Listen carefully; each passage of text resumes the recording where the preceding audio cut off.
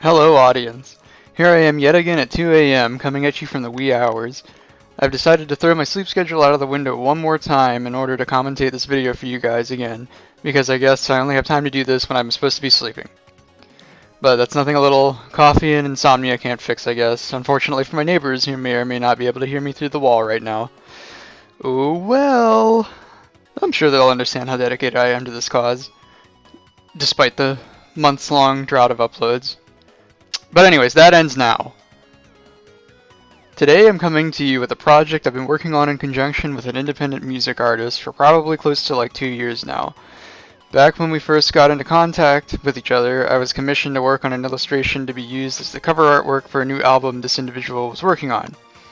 The album in question consists of a lot of fantastical, upbeat electronic music, and the client was interested in portraying a location that embodied the feeling he wished to convey through the songs in the album.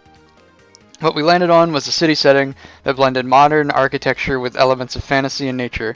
He wasn't looking for something like nature reclaiming a city, though, more like an active, bustling city that is married with nature and uses things like plant life, rock formations, organic design, etc. Maybe, has a lot of animals running around or something within its structure. This all sounded very interesting to me since I love working on environmental design, so I knew I was going to have a ton of fun with this one. So to start things off, a few of the main ideas that we came up with after our initial phone call were that the city should be built on top of an island floating in the sky. The city should also contain a Ferris wheel and a looping roller coaster track. Giant mushrooms also needed to be present and accounted for in one way or another, which is always fun. And the client was also very interested in using a wide variety of super vibrant and saturated colors for the overall palette. With all that information in hand, I began the sketching process. Generally, for something that is going to be as complex and detailed as this illustration, I'll start things off with a sketch and line drawing. This helps me get the overall composition, the positioning of all elements within the city, like the buildings, bridges, bodies of water, the overall structure and shape of the floating island that serves as the city's foundation, in place quickly and easily. I can then develop the overall architecture of the buildings, as well as add detail to underdeveloped portions of the illustration as needed to establish a consistent look and feel of the city as a whole. Normally, I would work with large blocks of color at this stage and begin painting directly without any sketch to save some time. But with something as complex as this illustration is projected to be at this point, I prefer to work with the sketch first. So at this stage, I have shown the client a few different sketches and drafts, and we have decided that some foreground elements would be a good addition in order to create some depth. We began to come up with a theme that the city itself is very modern, clean, and happy looking, but it is surrounded on all sides by dense wilderness, which is much darker in color and a bit sinister looking in design, with thorns and shadows and twisted roots, etc., to contrast the bright, colorful vibrance of the city. Right now I'm adding in the values. I'm pretty much done with the line drawing at this stage, and I'm beginning to add in values, just like black and white shadows. And you can already see the darker vibe, I guess, of the wilderness areas coming into play just by virtue of them being in the foreground. Generally, objects in the foreground closer to the viewer are darker in value than something that is farther away, because there's less what they call air perspective between you and the objects, which is just the inherent color of the atmosphere that you're looking at. 99% of the time, if you are working with an outside scene, that air perspective is going to be blue, since the sky is blue, and that color tends to get reflected and refracted through the air, bouncing off of, I guess, like water molecules in the air and just objects around and everything. Just in general, everything tends to have a tint of blue, and if you look at, sort of, just as an example, I guess, mountains in the distance, like that are miles and miles away from you, you'll notice that they will have a shade of blue to them because they're very, very far away, and there's a lot of space between you and that mountain. There's a lot of air between you and that mountain for the blue light to refract off of. So anyways, that's why I brightened up the middle ground of the city, a couple like maybe like 30 seconds ago or whatever it was, because it was looking a bit too dark and it was competing with the foreground in terms of its value, which was not correct, as there should be quite a bit of separation of value between the two, since they are like a pretty good distance apart from each other. So that's about all we're doing at this point, is just going in and getting the values set up, because I'm planning on doing this painting in grayscale to get all of the shadows and the lighting and everything looking correct. And then I'll go in on a separate layer, set the layer to color, and then just start playing around with different values and hues and everything, because we didn't really have a set color palette in mind going into this. The client was just saying that he wanted to sort of have very, very bright and vibrant colors. I knew this was going to be a floating island in the sky, so I assumed that we would be working with a lot of like blues and greens right away. But other than that, I wasn't really sure what we would end up with, so I wanted to be very, very flexible. And that's why I chose to go with the grayscale underpainting and color overpainting, because it's just easier to change. It's much easier to change if like a color palette isn't working out and we end up wanting to completely just do something totally different. You can just turn off the color layer, make a new one, grab another big fat airbrush, and spend another like 10 minutes just kind of airbrushing in different colors and everything in different areas. Just play around with it and do it very, very fast. For now, though, we ended up not having to make a whole ton of different color variations, and we settled pretty quickly for the blue and green scheme that you're seeing here, with like the pink highlights on the mushrooms and the buildings. For now, we make changes to that a bit later, but this ended up being a very good base to work off of. And at this point, I'm just trying to establish in some detail in the like floating island rock stuff in the background behind the buildings and everything, and also within the buildings themselves. Ooh. Sorry, I got distracted. There's someone outside my apartment playing really loud music. I don't know if you can hear it, I hope not. But anyways, yes, so right now I am going through and establishing details and kind of finalizing the architecture of all of these buildings, deciding what I want to do with them. I looked up a bunch of different, I guess, skyscraper references. Lots of really fancy architecture in Singapore, fun fact. If you ever want to like look up building references for like futuristic glass skyscrapers or whatever, go look up some of the buildings in Singapore, because they're real fancy, I gotta say. Anywho, I'm just continuing to detail these buildings. These are all made of glass, so I figured you could kind of see the foundation. If the entire building's like encased in glass, you could probably see the foundation of each floor in the building, like through the glass. I think I noticed this bit of detail in some of the references that I looked at, so I just implemented it here and created a lot of interesting sort of shapes with it, like in this strange like twisty building. I kind of just made the floors like follow the contours of the glass and everything. I'm pretty sure that wouldn't be terribly structurally sound, but you know what, it looks neat and it looks cool, so we're rolling with it. I don't like it. Now, normally I'm not one to advocate for the prioritization of form over function whenever I'm designing something, but I think we can make an exception in this case, because we're making a wacky, crazy, fantasy-based, weird musical city. So yeah, I think the wilder and wackier we get, the better. So anyways, here I've got a lot of the larger portions of the city sort of established at this point, and I just wanted to go in and visit the foreground. We had an idea to include some smaller dwellings, sort of like, I guess, like residential areas, and maybe like lower income sections of the city or something on the outskirts. Maybe that's looking a little bit too deep into it. Anyways, we just wanted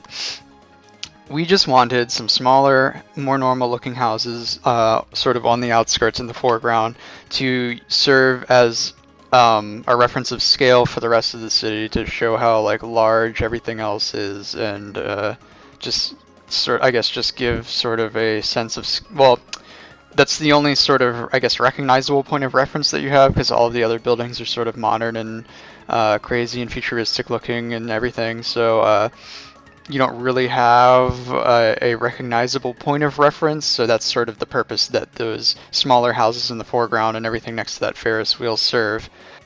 Otherwise, the size of these mushrooms that I'm working on now and sort of the overall general size of the city and everything wouldn't be quite as apparent. Speaking of mushrooms, why are these things so fun to paint? It feels like every single time I get to paint a big giant mushroom, or even just like a normal sized mushroom, although usually they end up being really, really big for whatever reason. Maybe that's just one of my specialties. I specialize in painting giant mushrooms. But every time I get to the opportunity to paint one of these, I always get so excited, and it's always like so fun to actually do. That was actually one of the reasons why I was so excited to like tackle this project in the first place, because I knew I would be building a whole city based around a bunch of giant mushrooms, like built around it, where they're integrated into the city, and that just sounded really neat to me since I like to draw mushrooms so much. And looking back now, I think I've like noticed a bunch of weird decisions that I made, like kind of unintentionally, that just like reflect the idea of mushrooms. Like looking at these buildings sort of in the background there, the little like sort of round concentric circles buildings, and I guess everything actually, because you can see the flooring on like everything. They're kind of structured like mushroom shelves almost, like they're sort of round, sort of like a tree trunk, and then they have these rings around them, these sort of shelves or whatever. I think that might have been an unintentional inclusion of fungus in the architecture, which is kind of neat, but maybe that's a bit of a stretch. I don't know. I'm not sure if I meant to do that or not, so I can't really claim that that was intentional, or if it's even a real thing. But if I was an art critic that overanalyzed everything and made up a bunch of crap, that's definitely something that I would write on my blog post about this piece. Nothing against art critics though. Anyways, back on script. A few seconds ago I made a lot of changes to the overall palette with the addition of a bunch of warm colors. I had sent an update of the previous version, which was primarily blue and green, to the client, and their feedback was that they wanted a broader range of hues overall and a lot more color in the piece. So instead of just grabbing an airbrush and adding in a bunch of reds and oranges and everything on an overlay layer or something randomly, I decided that a plausible way of achieving this would be to change the time of day in the scene.